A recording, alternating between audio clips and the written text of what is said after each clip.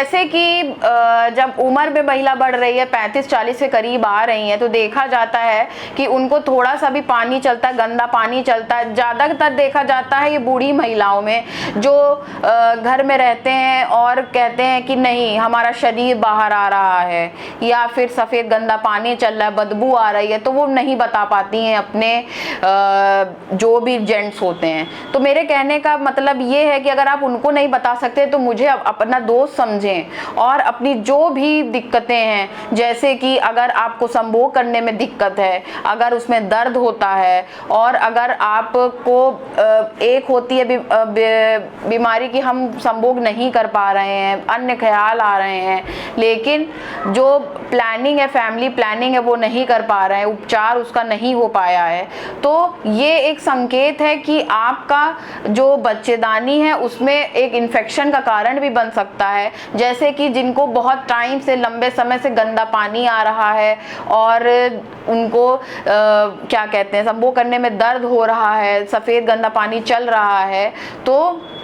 उसका सही से इलाज होना, स्क्रीनिंग जिसको हम पैप स्मीयर कहते हैं, पैप्स टेस्ट कहते हैं, ठीक है। तो ये स्क्रीनिंग प्रोसेस है कि कहीं आपका कोई भी जड़ से बीमारी तो नहीं है। तो अगर जड़ की चीज़ अगर हम पकड़ लेंगे, उसको पहले से इलाज कर देंगे उस चीज़ का, तो आपको फिर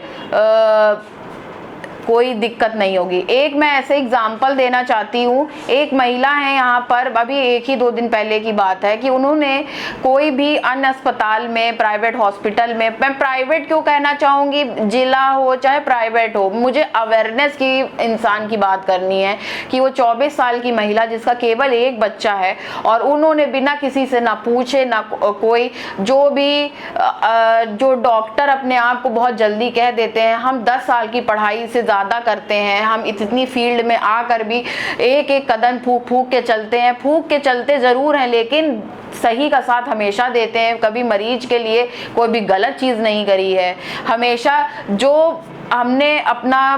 हिपोक्रेट्स ओथ लिया है, तो कहने का मतलब है वो 24 साल की महिला जिसका केवल एक बच्चा है और उसको थोड़ा सा खून पड़ा और नीचे से सफ़ेदी आई और उसने अपनी बच्चेदानी हटवा ली।